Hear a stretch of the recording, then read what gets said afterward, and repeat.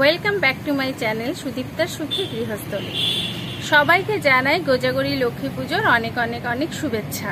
সবাই খুব ভালো থেকো, সবার ঘরে ঘরে যেন মা লক্ষ্মী বিরাজ করে।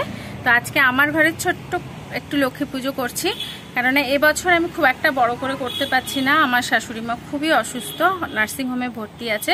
তবুও আমরা ঘরে ওই জন্য নিজেরাই একটু আজকে পুজো করছি আর নিজেরাই একটু ভোগ রান্না করছি। চলো তোমাদের সাথে পুরোটা শেয়ার করি।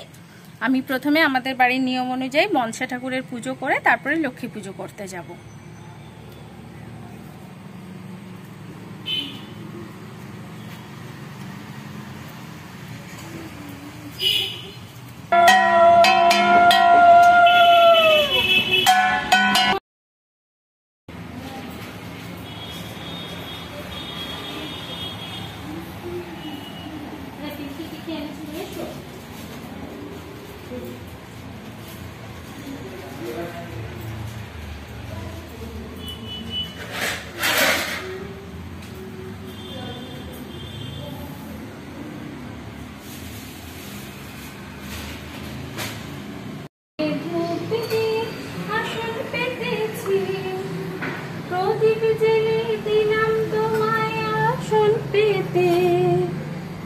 আমারি ঘরে থাকো আলো করে, এসো মা লক্ষ্মী বসো ঘরে। আমারি ঘরে থাকো আলো করে, মা লক্ষ্মী বসো ঘরে। আমারি ঘরে থাকো আলো করে। সংসার মাঝে মাকে ঘরে এনেছি, সুগন্ধি ধূপ জ্বেলে বরণ করেছি। এসো মা লক্ষ্মী বরণ করে।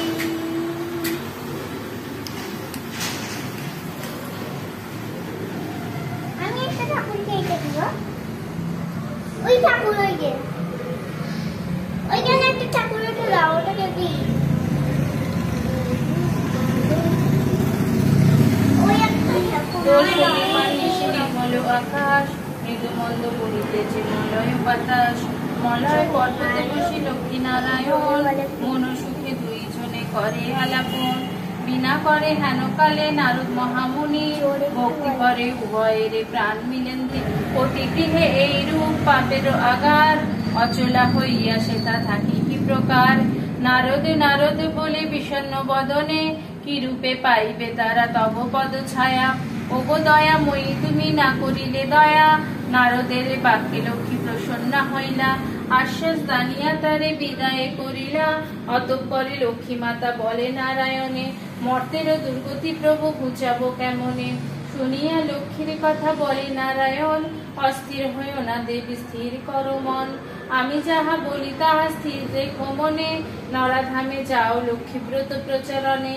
নারায়ণ বাক্যে লক্ষ্মী আনন্দিত হয়, লক্ষ্মী ব্রত প্রচারিতে ধরাধামে যায়। বৃদ্ধা ব্রাহ্মণীর পাশে ভ্রমিতে লাগিল, সহসা অরণ্যে এক বৃদ্ধারে দেখিল। বৃদ্ধারে দেখিয়া লক্ষ্মী জিজ্ঞাসিল তারে, কেবা তুমি কি কারণে এসেছো কান্তারে। শুনি বৃদ্ধা বলে আমি অতি অভাগিনী, একে একে বলে বৃদ্ধা দুঃখেরও কাহিনী। লক্ষ্মী বলে গৃহে ফিরি করো লক্ষ্মী ব্রত, গুরুবারে সন্ধ্যাকারে লয়ে বধূ যত। উপদেশ দিয়া লক্ষ্মী হইল অদর্শন, গৃহে ফিরি বৃদ্ধা করে লক্ষ্মীরও পূজন। লক্ষ্মীর কৃপায় তার দুঃখ দূর হলো, ধনৈশ্বর্যে পূর্ণ হইল তাহারও আলয়।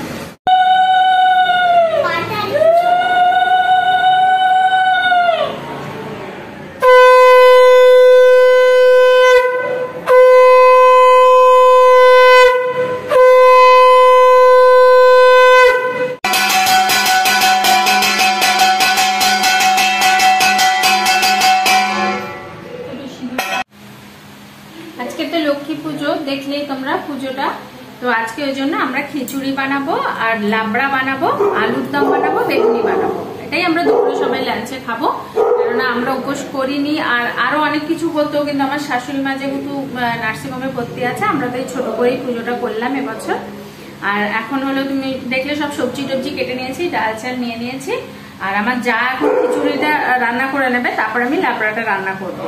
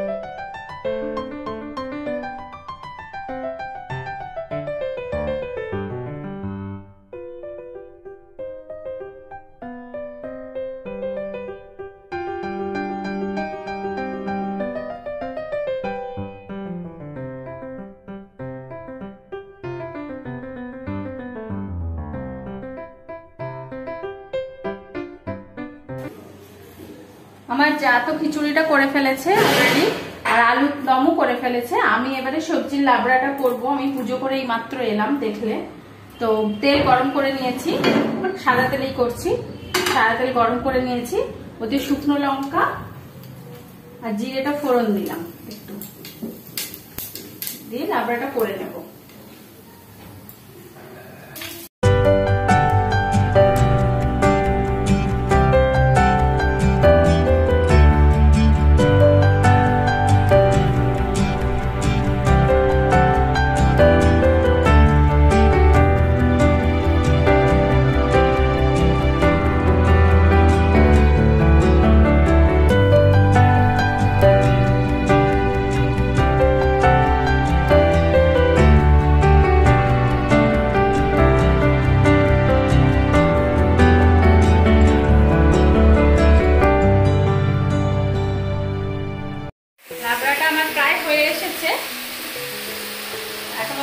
ভাজা বাকি আছে, তো আমি এবার বেগুনিটা ভাজা শুরু করে দেবো। এটা আমি ওই পাশে গ্যাসে একটু সিট করে নিই, হতে থাক, আরেকটু হবে। ততক্ষণে আমি বেগুনিটা ভাজা, ওপাশে লাবড়াটা আমি সিট করে দিয়েছি, আর এপাশে বেগুনিগুলো ভেজে নেবো। তেলটা গরম হয়ে গেছে, ব্যাটারটা আমি আগেই তৈরি করে রেখেছিলাম, যাতে একটু ভেজে।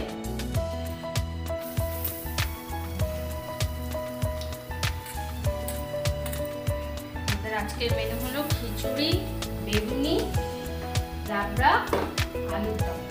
পায়েস করবো ভেবেছিলাম জানো তো, কিন্তু আর সময় হবে না, অনেকটা বেলা হয়ে গেছে পুজো করে আসতে, রোদের সবার খিদেও পেয়ে গেছে খুব, আর পায়েসটা করার টাইম হবে না।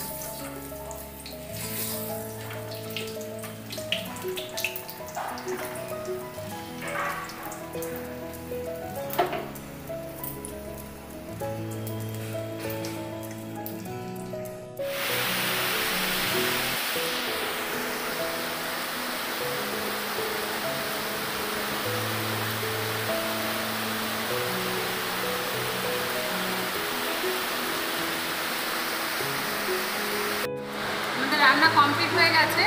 আজকে বাইরে দেখছি প্রচণ্ড বৃষ্টি হচ্ছে, মানে খিচুড়িটা শুধু লক্ষ্মী পুজোর জন্য নয়, বাইরে বৃষ্টির সঙ্গে বেশ বর্ষার ওয়েদারে ভালোই হয়েছে ম্যাচটা। আর একটু লাবড়া, বেগুনি, আলুর দম, খিচুড়ি হয়ে গেছে, তো আমরা এখন খাচ্ছি। আর আজকের ব্লগটা আমি এখানেই শেষ করে দেবো। যদি সবার ভালো লেগে থাকে পুরোটা না টেনে দেখো, আর অনেক অনেক শেয়ার করো, লাইক করো, কমেন্ট করো। আবার জানাই লক্ষ্মী পুজোর অনেক অনেক শুভেচ্ছা। সবার ঘরে ঘরে মা লক্ষ্মী